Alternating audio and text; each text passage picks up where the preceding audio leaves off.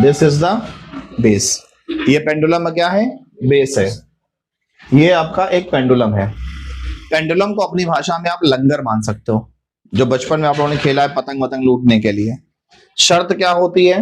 यहां पर कोई एक मास लगा होना चाहिए, जिसका मास यानी वजन इस स्ट्रिंग से, धागे से ज्यादा होना चाहिए।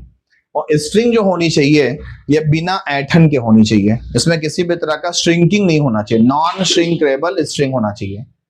समझ पाए?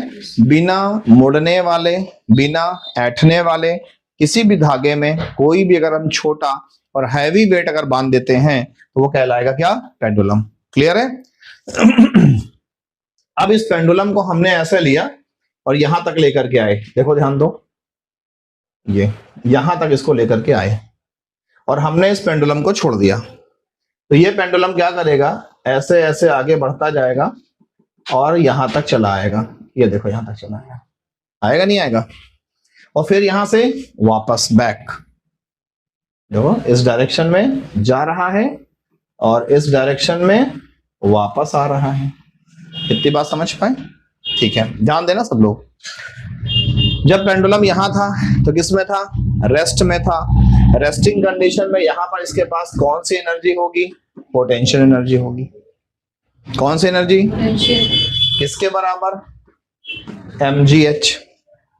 जब ये मोशन करेगा, जब ये जा रहा होगा, पाथ में होगा, रास्ते में होगा, तो ऐसी कंडीशन में इसके पास क्या होगी? Kinetic energy. कितनी होगी? Half mv²। जब ये अपने टॉप पे पहुंच जाएगा, इमेजिन करो ऐसे झूला चला तो यहां तक गया, अब इसके ऊपर भी जाएगा, लौटेगा, तो यानी यहां पर जाके रुका ना, तो रुकने के बाद यहां पर क्या होगी? कैसी होगी? मैक्सिमम होगी। और काइनेटिक एनर्जी यहां पर कैसी होगी? मिनिमम होगी। कैसी होगी?